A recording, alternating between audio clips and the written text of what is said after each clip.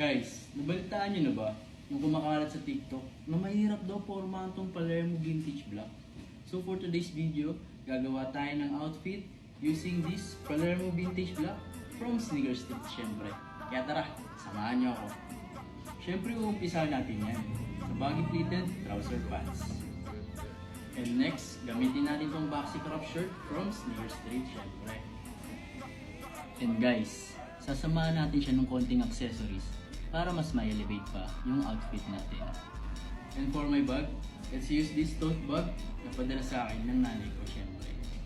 And lastly, for our shoes, syempre Palermo vintage bag to.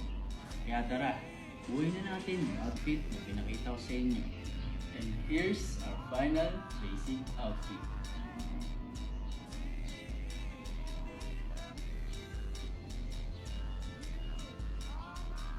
And guys, alam nyo ba na pwede nyo na itong makabili sa Sneaker Street for as low as 6,500 lang.